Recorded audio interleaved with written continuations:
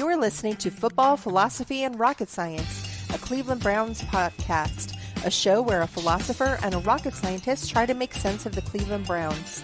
The Football, Philosophy, and Rocket Science podcast is a part of the Fanatical Elves Podcast Network, a part of the Fans First Sports Network. Here are your hosts, Elliot Kennel and Joel Cade. Hi, and welcome to Football, Philosophy, and Rocket Science. This is a special show, a tribute to the late, great Jim Brown. He is the left guard, Dr. Joel Cade, philosophy professor at the left guard. I'm the Village Elliot at TH Village Elliot, and together we're going to talk about Jim Brown, who is in the minds of many football experts, the greatest football player to ever play the game, and he passed away yesterday, I believe. And we're going to talk about some of the unique aspects of his life. Not everybody knows about his record as an athlete. In addition to being a football player, he was also a movie star, a social activist, a community leader. He also played lacrosse, and many people called him the greatest college lacrosse player of all time. And he was a basketball player, college basketball star, track star. By the way, he played defense in college football. I don't know if everybody knew that. And he played baseball, track and field. Did I mention that? And he played just about everything well. He was an amazing athlete, much like Jim Thorpe in the first part of the 20th century. So there's a lot to cover, and we can probably talk all day about Jim Brown. But Joel, would you like to lead us off with a few comments? Sure. I mean, the first segment here, we're going to talk about Jim Brown as a multi-sport athlete. Just wanted to plug my other podcast, What the Elf Was That? I put together a podcast just explaining just how good of a football player Jim Brown was. Jim Brown was an amazing athlete, amazing football player, running back. His numbers are just off the charts. Some of the things he did was off the charts, and some of the circumstances he did it within really kind of demonstrates not only is he just a very good athlete, but he was the guy in the NFL in terms of being a running back. So with that out there, yeah, Jim Brown, amazing athlete. Yeah, did you talk about him as a defensive back? I did not talk about him as a defensive back. I had no idea he actually played defense in college. I mean, between running the ball, returning kicks, kicking field goals, I had no idea he's back there at safety, catching interceptions also. Yeah, he not only did he play defensive back, he was a starter on defense. He led the team, I believe, in interceptions, and he really did everything for the football team. He, I believe, was the first player to cross the color line for the Syracuse Orangemen, and yet he wasn't even on full scholarship. It took a wealthy alum to sponsor him. Syracuse promised that he would be put on scholarship. They reneged on the deal, and so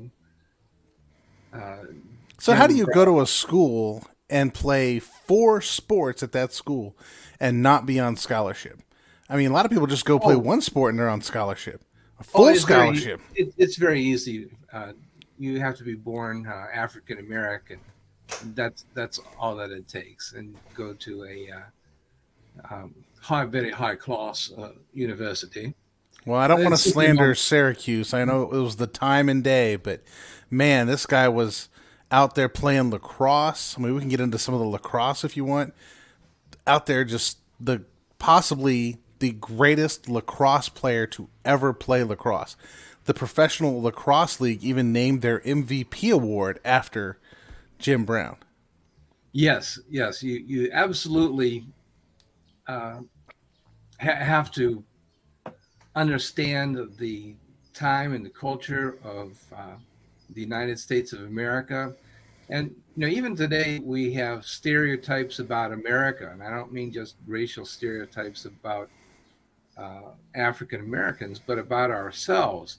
It, the uh, the Jim Crow was the law in many, if not all, states of the former Confederacy, but it was also practiced in the North, even though it was not part of necessarily the legal system. There were all these informal rules that were practiced where African Americans were not allowed to do certain things, and they were not allowed to practice in athletics in many schools north of the Mason-Dixon line, and that included football at Syracuse. They also, by the way, had a rule that they decided to have at Syracuse where they were not allowed to have three African American players starting on the team. And it turned out that their three best players, by the time Brown was a sophomore, I think, were African Americans. It was absolutely clear. Talking about the basketball team. Maybe I missed that. Team. Yeah, okay. Couldn't have three African American starters. And so they said, well, we're just not going to start three. And so Jim Brown said, okay, I'll make it simple for you. I'm just not going to play. And Jim Brown was second on the team in scoring with 15 points per game as a freshman. And, he was just outstanding as a basketball player. It was not just that he played basketball, but he was outstanding as a freshman. He probably was the best player on the team. And if not, he was number two. Mm-hmm. And as a senior, he probably would have been All-American or very close to it. And it isn't amazing just how much we've damaged our society with some of this stuff we've done in our past in terms of this people basically for the color of their skin. Here comes this transcendent athlete. I mean, people, like, if you ever see Myles Garrett in person, you look at him and you think, that is not natural for a human being to look like that, right? How does somebody get that big, that fast, that muscular, can bend that low?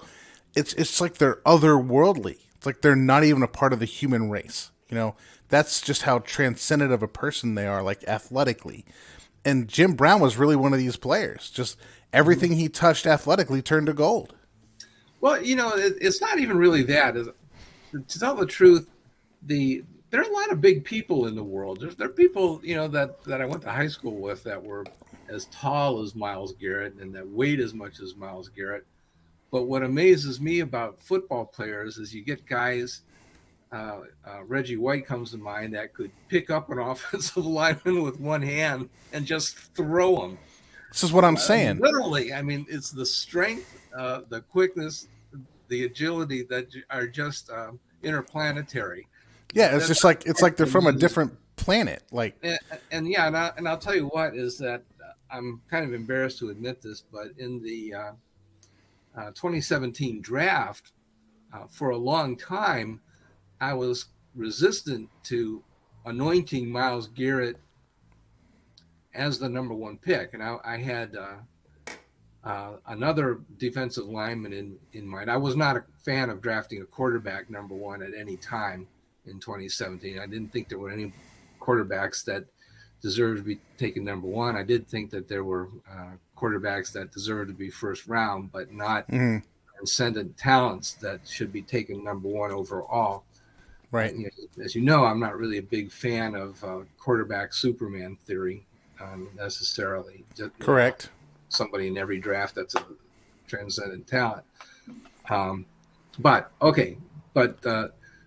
make a long story short, I didn't realize that Myles Garrett was playing on a sprained ankle most of that year, and I saw him not being dominant against certain teams, notably Alabama.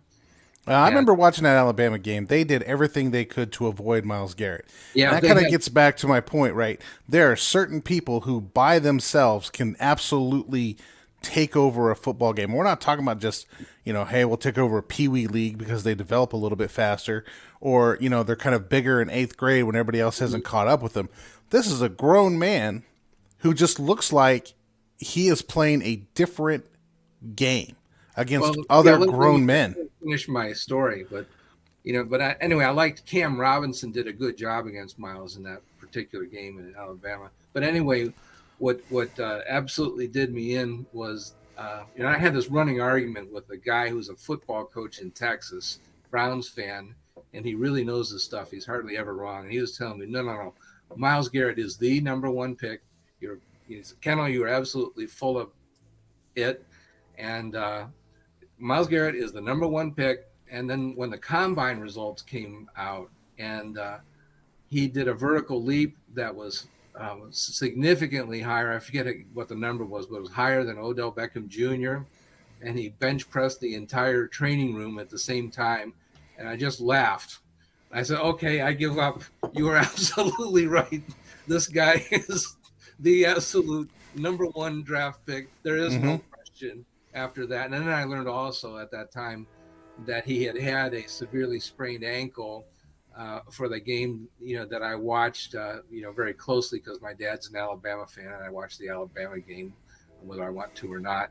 And yes, Cam Robinson did have a very good game against Myles Garrett, but there was a reason for that Myles Garrett was not able to run at full speed at that game. And so that there's a difference between being a star and a superstar. But when he's fully healthy, Myles Garrett is a actual superstar. Anyway, Yeah, and to reiterate my point on that, it's just that Alabama ran away from Myles Garrett. They did everything offensively they could think of to not have to deal with Myles Garrett, and this is a man that was on a high ankle sprain, and and I think that comes back to Jim Brown. Like Jim Brown is one of those players that you give him the ball and he's running through people. Like Jim Brown ran or played football in the 1950s and 60s in the NFL. Defenses in that day and age lined up a player on every single offensive lineman, and the popular formation was the split back formation with two tight ends. So you've got 7 people across the front. So then you have 7 linemen, defensive linemen across the front with 2 linebackers behind. So you're talking about a 9-man box that Jim Brown is running against on a regular time. Like when you get an 8-man box in today's NFL, teams immediately audible to a pass because they know they're going to have space open behind the linebackers. When you get to a 9-man box in today's NFL, you're not only audibling to a pass, but you're audibling to a quick pass because you know you're about to get blitzed like Buddy Ryan blitzes you or Greg Williams blitzes you, and you're going to be in trouble. They would take 9-man boxes, right, and hand the ball off to Jim Brown, and he would still gain 5 yards. He averaged 5.2 yards a carry for his career against 9-man boxes. It's out of this world. Like, who does that? Yeah, that's true. A lot of his best years were done at a time when the Browns didn't have a quarterback because Otto Graham had retired, and it took a while before they found Dr. Frank Ryan. For most of his career, the Browns did not have a really good quarterback, and everything was down to Jim Brown. Elliot, let's switch gears here and move on to our next topic here. Jim Brown as a social activist. I know you've got a lot. Jim Brown as a baseball pitcher. Why didn't the Indians sign him? I don't know. Man, he threw 2 no-hitters in high school. He played baseball. He ran track. He ran the decathlon, just like Thorpe. He didn't even practice. He just, he's like J.C. Treader for the Cleveland Browns. Never practiced. I think there's different types of practice. Talk about practice, not a game. We're talking about practice. Jim Brown didn't practice. He just showed up for the decathlon, and he placed nationally. If he'd have trained for it, I think he would have made the Olympic team, just like Jim Thorpe. And he was just so outstanding. And he did all of that stuff, the same stuff that Jim Thorpe did, and he excelled at it all. And he was just, is there anything that he was not good at? I don't believe that he ever established a record at Tiddlywinks. but I wouldn't put it past him. He probably owned that game too. So yeah, he played defense. He played the same position as Otto Graham. They both played defensive back, and they played both ways. And man, they're just take that, Tom Brady. Did you ever did you ever play defensive back? Both of those guys played. Excuse me, not Brady, but Jim Brown and Otto Graham both played basketball. Otto Graham is the guy that had a world championship ring in basketball before he played football. Jim Brown played college basketball at a very, very high level. Mm-hmm. He could have played any professional sport that he would have wanted to. I believe he could have played baseball, could have played basketball. Mm-hmm. I don't know if he played hockey, but he probably could have. Probably. He grew up, by the way, in New York. He grew up in a high school environment that was mainly upper middle class, maybe even upper class, predominantly white kids, and so he grew up with sort of a multicultural perspective, Mm-hmm. and he was able to function in different classes of people. Not conforming to the stereotypic African American athlete that came from a segregated background or whatever. But he was able to Right. relate to people from different backgrounds and different parts of society. He was able to move between different sectors of society. Very well spoken, extremely intelligent, and a lot of people didn't like that. They weren't comfortable with that. So, you transitioning again here to the social activist part of Jim Brown, having grown up in that multi kind of cultural environment in high school, how do you think that impacted him so that he would become a social activist when he's in his height of his popularity? Well, it was very good for him. It wasn't just luck that he wound up with the Cleveland Browns.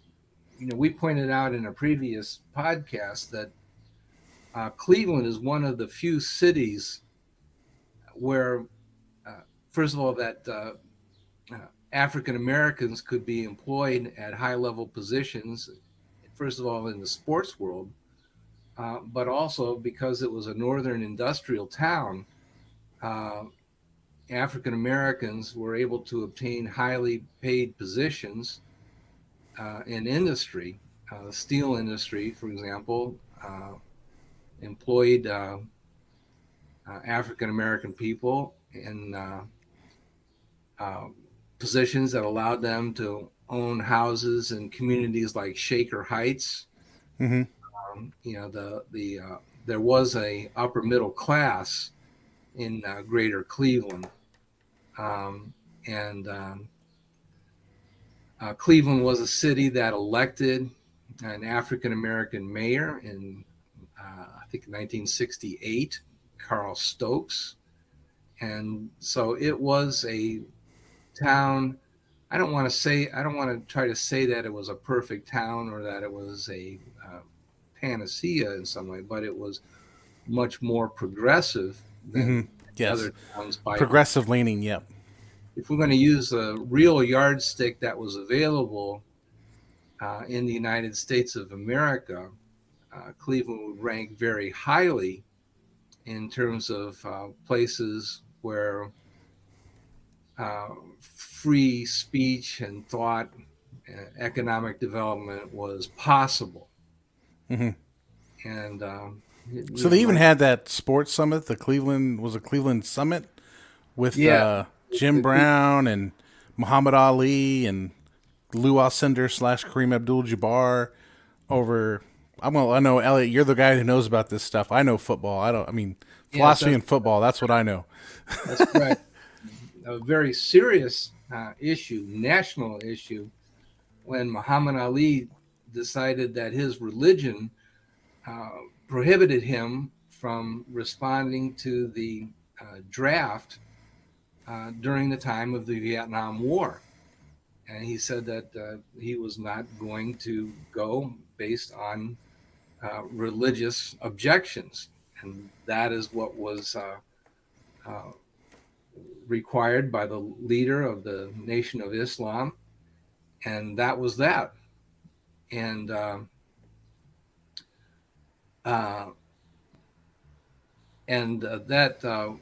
was, Muhammad Ali was convicted by an all-white jury, and that decision was ultimately overturned by the Supreme Court, which is the highest authority in the land. But at the time, and I think this is 1967, it wasn't clear which way people were going to support. Even within the African American athletic community, there was a debate. Do we want to get involved with this? Do we want to support Muhammad Ali? Do we even want to call him Muhammad Ali? Maybe we should refer to him by his given name of Cassius Clay. Maybe we should ask him to adopt a compromise position, that he would go into the Army and teach athletics, that he could teach boxing to the Army boxing team and not have to go to war. But I don't think that the issue for Muhammad Ali was one of cowardice or wanting to avoid war. His issue was that he felt that there was a religious prohibition against joining the American military. I don't think he was afraid. I think he was very willing to risk his life, but not under the conditions that existed at that point in time. Now, I don't. And so, Jim Brown was there as a part of that conference, a part of the press conference, a part of the. And it was held at the organization, the building that Jim Brown. I don't know if he was the partial owner or the focal point for the economic union. I'm not sure exactly what the name of it is, but essentially it was the African American Economic Union that was on Euclid Avenue. And Jim Brown was the coordinator or the president at that time. And the purpose of that was to promote small businesses in the Cleveland East Side. So it was all about economic development and about ownership of minorities in economically depressed areas. So Jim Brown was intensely interested in giving back to the communities. He was not just about making a pile of money and enjoying himself and chasing pretty girls and doing all that, although he did that too. Apparently he did that stuff too. So we're coming up on a break here, Elliot. Is there anything you want to jump in real quick before we go to commercial break? No, I think that's mainly it. Community development, social activism, that was part of Jim Brown as well. There's also a more sinister side that we'll talk about as well after the break. After the break. All right, guys. Gonna take a break, gonna pay the bills. On the other side, we'll come back to Jim Brown's personal struggles and Jim Brown as a community leader. All right, hang on.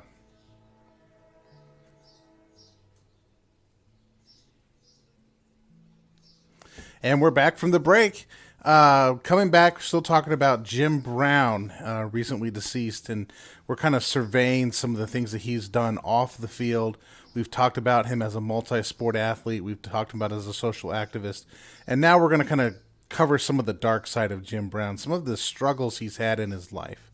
Again, Elliot, I'm going to let you jump in here and I'll comment. Well, I think we ought to back up a little bit to about 1962 first. Okay. Some of the off-the-field issues that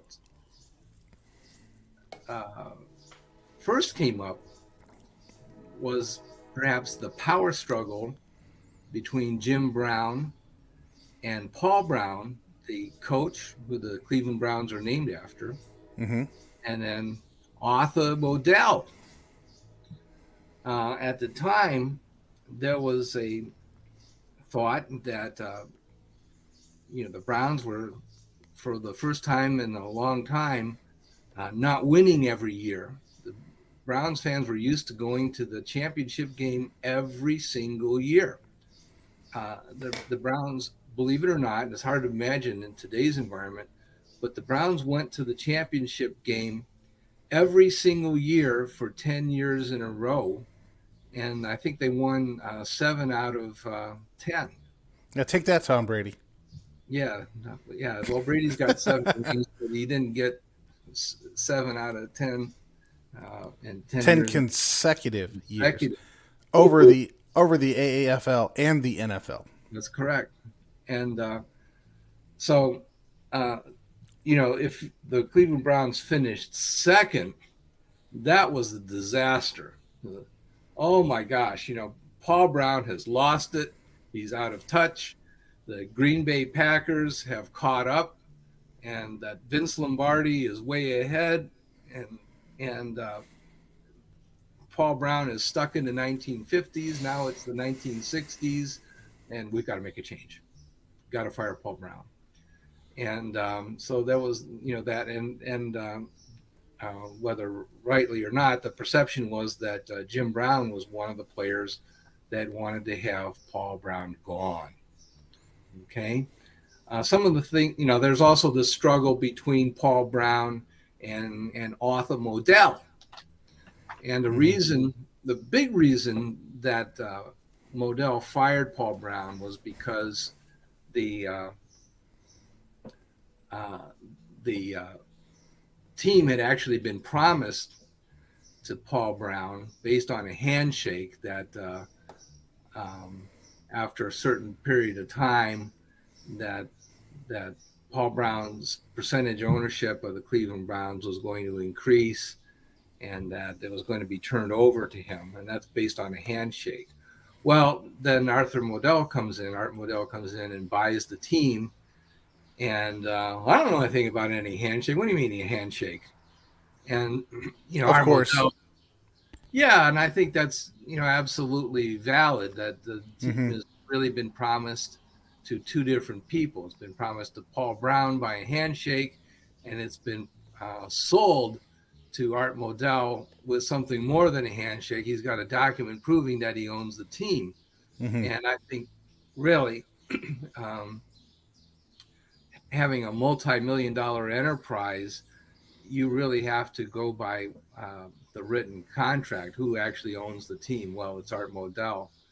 And this business about the handshake is kind of lopsided thinking, and you really can't blame Art Modell for buying the team that's been offered to him. You have to blame the first owner of the Cleveland Browns. That's McBride, and I forgot his first name. Let me just look that up.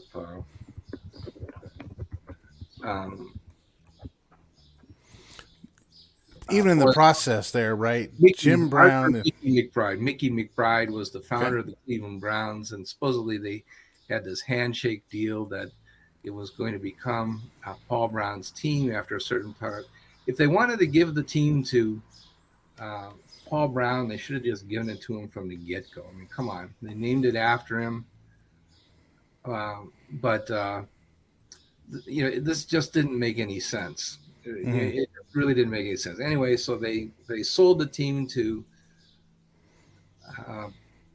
Modell, and the expectation was that, Modell is going to honor the handshake and then just give away the team that he just bought. And that really, in my mind, doesn't make any sense. Anyway, so Modell solves the problem by ultimately firing Paul Brown. But in between, something that Paul Brown did that really made everybody mad was he trades away a star player. And that would be, oh man, I forgot. Once you turn 60, you forget stuff like that. Who's the halfback turned wide receiver for Washington? You stumped me. Bobby Mitchell. That Bobby that makes Mitchell sense. was the halfback, and Jim Brown played fullback. And two things happened. One is they trade that for the draft rights to Ernie Davis, who unfortunately had leukemia and died Right. without being a down in the NFL. Secondly, Mitchell goes to Washington, and they were in a down period, not playing well, and he goes and has an absolutely phenomenal year. And maybe you just don't do that. Trade away a star player and then have him lead the NFL in reception yards, and you were playing him at halfback. And it turns out that he's the best wide receiver in the NFL. So that combination of things leads to Paul Brown being fired by Art Modell, and it actually sounds pretty convenient. Well, let's blame it on Jim Brown. How about that? So that's a convenient excuse. So I had to fire him. It was Jim Brown's fault. Because Jim Brown said the game was passing him by, and we think that may be true because of what Bobby Mitchell just did in Washington. Yeah, there's evidence, and so in some ways, it might have been true that Jim Brown clashed with his coach, but it was kind of a scapegoat as well, I think. Okay, so there's that, and then later there's problems with Jim Brown becoming a movie star. How did that happen? Somehow Hollywood finds out about Jim Brown being this fabulous athlete and enormously popular. Mm-hmm. They start starring him in movies, and there's an enormous controversy that erupts in 1967. They're filming a war movie called The Dirty Dozen, and production goes into overtime. And Jim Brown is late for training camp. And Art Modell says, "You can't be late for training camp. Don't you know that I'm Arthur Modell?" And so he expects Jim Brown to come crawling into camp and, "I'm sorry, I'm late. Please forgive me." And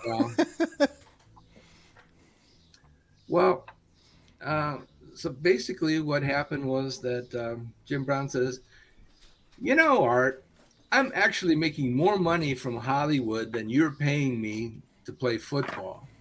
So I think I'm just going to retire rather than put up with your temper tantrums."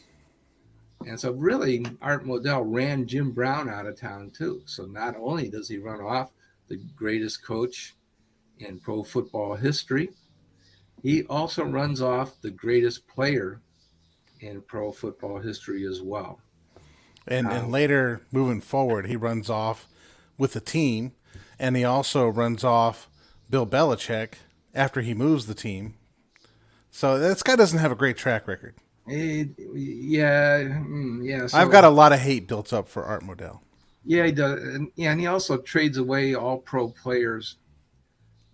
We mentioned that in another show that he traded away Paul Warfield. Right. Traded away Ron Johnson, who became an All-Pro. Traded away Clifton McNeil, who became All-Pro. And the reason was because Art Modell figured that he was a football genius, never played football. Nevertheless, he could make trades without the help of a general manager. And it just really didn't work well. So he gave away. Browns had phenomenal talent. The front office kept on creating all-pro players, and Art Modell kept on trading them away. Let's pull this back to Jim Brown here. So Yeah, Jim okay. Brown's struggling on the team. He quits the team. He decides to make movies. What else we got going on in that direction? Well, okay. So we have Jim Brown, the fabulous movie star, and using his fame not just for his own financial gain, but attempting to share that with the um, community, uh, attempting to uh, work towards correcting the social ills of the day, and putting giving back to society. So I think you're seeing a person that has a uh, social awareness and a social conscious, not somebody that is a selfish person. But there's also a limitation that he has. He's not able, was not able to be a superstar as a social activist or a community leader because of the problems that he had in his personal life. Hmm. And that is that he had legal issues with personal violence, and yeah, and actually, let me. While you're looking this up, I'll just jump in here. As someone who does philosophy, and philosophy in many ways is about what is the human condition, and how do we active or totally actualize ourselves as human beings, become fully the best thing we could be. I mean, Jim Brown kind of is one of those people that is very human while at the same time being transcendent. He's transcendent in one area of his life, right? He's an athlete, he's a community leader, but the very human element comes in with him with some of his personal life and some of the struggles he has in life. So I think a good lesson to learn is, and what can you take away from a philosophical perspective is, people can transcend in some areas. They can be great basketball players. They can be great football players. They can be great track stars, great lacrosse players. But that doesn't mean that they're transcendent in other areas of their life. They may not be the transcendent ethical person. They may not be the transcendent community integration. They may not handle their money well. They may have addiction issues. That sometimes we take our athletes and we put them on a pedestal for what they can do athletically and think that they can be more than that when everyone has limitations as a human being. And sometimes we may expect more than people can give us. Now, Yeah, I don't fault people for that, like for having those expectations, and I don't fault people for being people.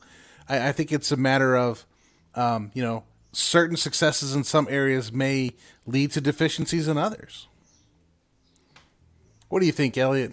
yeah. I think yeah. You What we don't want to say is that because Jim Brown was a great athlete, that we should excuse some of the uh, crimes that he may have committed, or misdemeanors, I should say. Um, but we shouldn't say, on the other hand, that because he's committed uh, misdemeanor assault, that his accomplishments as a social activist or as a community leader don't count. Neither of Correct. those uh, generalizations are valid. Well, But I I think agree with you completely on look, that one. we do have to look at all sides. I do have a list in front of me from Wikipedia. I hope that they're right. But what Wikipedia claims is that Brown was arrested 7 times for assault, um, and that he was convicted of misdemeanor battery for beating his golfing partner, Frank Snow. I guess Frank must have beat him. I don't know, or one at golf. I don't know. But anyway, I think shouldn't that say. was a physical assault. Yeah, I shouldn't have joked about that. But anyway, so he was sentenced to a day in jail, 2 years probation, and a fine of $500. Okay, he was charged with rape, and those charges were later dismissed. He was charged with assault. Those charges were dismissed, and he was released. Charged for making terrorist threats uh, towards his wife Monique, but that was uh, those charges were dropped. I think she recanted on those complaints that were made. He was found guilty of vandalism for smashing her car with a shovel. Okay, so he was sentenced to 3 years probation, 1 year of domestic violence counseling, and 400 years of community service. Okay, so those. I doubt if he got 400 years of community service, maybe 400 hours. Yeah, there we go. I exaggerated. Maybe he deserved 400 years. I don't know. Yeah, I'm one of those law and order types, so I tend to read into things. I do think, and I think this is, I just, again, back to the philosophical perspective on some of this. I think as fans, we tend to idolize these players, and we make them out to be more than what they are. And it's okay to have idols, and I think it's okay to have heroes. It just becomes a kind of a harder fall when we realize that these heroes we've lifted up are really human like the rest of us in other areas of life. And I don't know if we expect too much out of football players.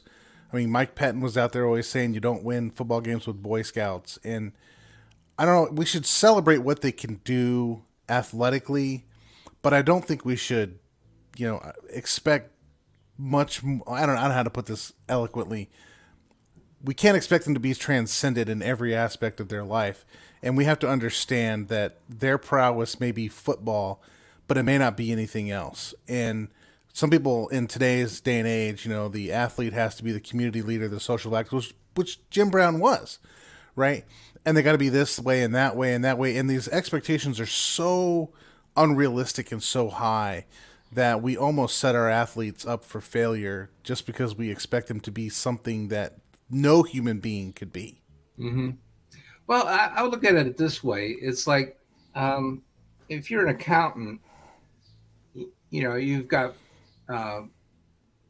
credits and debits. You've got some stuff that's written in black ink and some that's written in red ink. And both of those count. You don't overlook the red ink just because you've got a bunch of stuff in the plus column. Both of those things are real, and you don't overlook either one. They both count. So I think it's a mistake to say that, well, just because I've got a bunch of credits, I'm going to ignore the debits, or vice versa. They both count. They both make up the total person. Don't say that you're going to gloss over some negatives just because there are positives, but don't also say that because of the negatives that the positives don't count. Neither statement is correct. Well, I agree, and I think sometimes we get to the point where we think that accountant has to have nothing but black. Yes. There has to be absolutely zero red, and if there's one red thing, we're going to cancel that person. And I don't think that that's a real life scenario. I mean, everyone has red entries into their accounting book. Everyone. I don't care who you are. You have red entries in your accounting book. It's not all black. It's not all perfect. It's not all great. It's not all... And the expectation to think that it has to be that is unrealistic. Like, the average football player, and I don't want to get into a lot of this, but like, you're not talking about people who've lived the same kind of lives we have when you get into the NFL. They've because of their athletic greatness, they've been given certain privileges. And sometimes characters arise out of those certain privileges and expectations of those privileges. I'm not saying everyone's like this, but this is a reality for transcendent athletes. It's hard to believe or expect that somebody is perfect in all aspects of their life, and you can't just trash them or throw them away because they do have negative spots. Everyone has negative spots. Oh, total. Yeah, I've got, if you look behind me, Joel, there's 2 or 3 pictures of Jim Brown on my wall. You can see on the upper left, and also in the center is the Cleveland Summit, and Jim Brown in the center there. So you can say, in a sense, that I have idolized Jim Brown. That does not mean that I have denied that he spent time in jail. And I believe that he probably deserved it. That does not mean that I'm in denial about that. And I'm that you're less of a football fan. Because what we liked about Jim Brown was he was a football player, right? Yeah, we may not like Jim know, Brown, the person in his personal life, but we like Jim Brown, the football player. Well, I think I would like Jim Brown as a person. I would, there were things about Jim Brown I probably would not like. But, on the other hand, I'll tell you what, I've been a Salvation Army volunteer. I have worked with people that were convicted murderers, and I have worked with them to assist them in rehabilitation. I did not give up on them because that they had done things that were wrong. I did not, there are things that I did not want to encourage them to relive or to continue. Certainly, Right. I believe that there are people that will hopefully change and grow for the better. Hopefully, that's why we worked with people, prayed with people, tried to help them to improve themselves. Not because we thought that people would achieve perfection or that they were perfect, and certainly they didn't come to the Salvation Army Rehabilitation Center, or they didn't come out of jail and come to us because they were perfect already. That's not the idea. I don't know that any of us are that's not the reason why we like people, is because we think that they are perfect or that they're free from immense difficulties, immense problems, imperfections, sins, crimes, whatever. People deserve jail time. That doesn't mean that I don't like them. Right. But I think there are some in this world that would rather just throw people out because there are blemishes on their record. Yeah. And I don't think that's a good socially appropriate way to live. So we're kind of up on it here, man. We've got our final thoughts. Any final thoughts, Elliot? Oh, well, I didn't show all of my pictures of Jim Brown with Raquel Welch and stuff. You want to see them? You want to take some extra We're already in overtime. You want to go into double overtime? Sure. Let's see if we can do double Yeah, overtime. let me see if I can. Forget the final thoughts. We're going into double overtime. No final thoughts. Let's get some pictures here. Let me get my share screen going here. Oh. And let's see.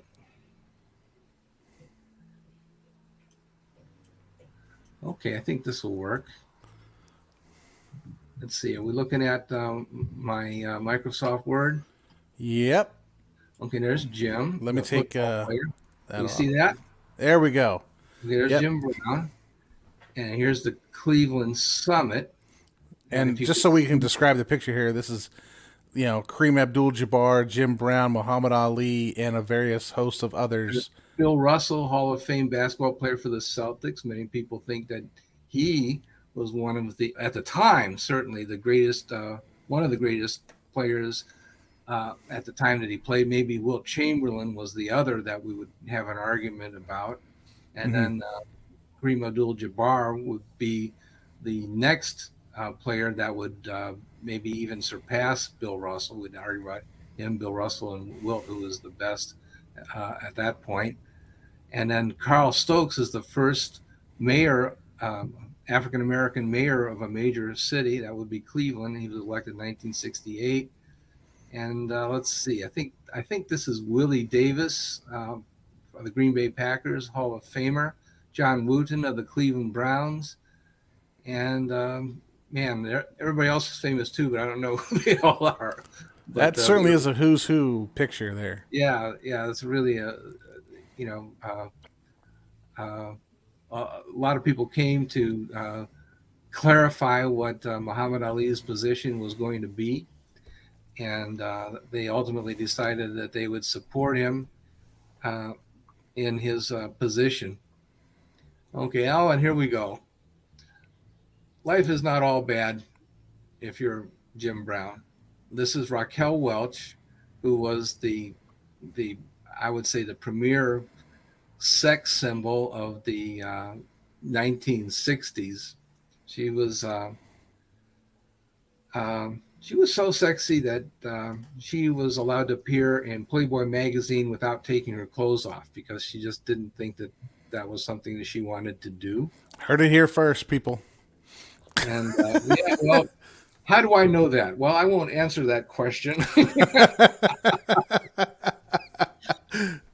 But yeah, she was absolutely stunning. And she starred in a Western movie with Jim Brown. And, there were certain things you just could not do, but I guess they did. And, this was, again, a groundbreaking movie where you just didn't have sex symbol white women do things with African Americans, but they did. Holy smokes. So, okay. All right, well, that's Bob Babbage, so I guess we're done with the Jim Brown pictures, but I did want to show those. Right. Okay. All right, now we're on to final thoughts after double overtime. Okay, let's see. Let me stop sharing. And, Jim Brown is one of my heroes, somebody that I admire very much. Don't admire everything about Jim Brown. I think there are a lot of things Jim Brown did that were not very good. But man, he really blazed a trail like no one else. And understand that the game of football that he played in the 1950s and 1960s is not the same game that we play today. Correct. But that game that they played in the 1960s, he was the best player that the game knew. He was the number one player in the universe when he played. Right. I'll just want to echo what you're just saying. I mean, Jim Brown was the best running back in a day and age where the running back was the NFL. And not only was he the best, but he was the best by far. He has the highest rushing average for a career. He had, at the time he retired, the most all-purpose yards. He averaged 9.5 yards a reception. So he wasn't just a running back you give the ball to. He could catch the ball and run down the field as well. Jim Brown was amazing. There's been nobody like him, no matter how much people say Emmitt Smith or Barry Sanders. Emmitt Smith played in over 106 more games than Jim Brown and had rushed for 6,000 more yards. He doubled Jim Brown's career and ended up getting 6,000 more yards than Jim Brown. Jim Brown is absolutely transcendent, the greatest running back, possibly even player to ever play the game. So he's not perfect, but he's Jim Brown. And I think we should be honest about who he is and accept his flaws, accept his accolades, and just take it for what he is. We love him as a football player. This is why we talk about him. He was a transcendent football player. So we'll see you guys next Wednesday with our normal football philosophy and rocket science. So until then, thanks for listening. Thank you. God bless. Thank you for listening to Football Philosophy and Rocket Science, a Cleveland Browns podcast. Please like, subscribe, and tell all your friends to give a listen. You can follow Joel on Twitter at The Left Guard and Elliot at The Village Elliot.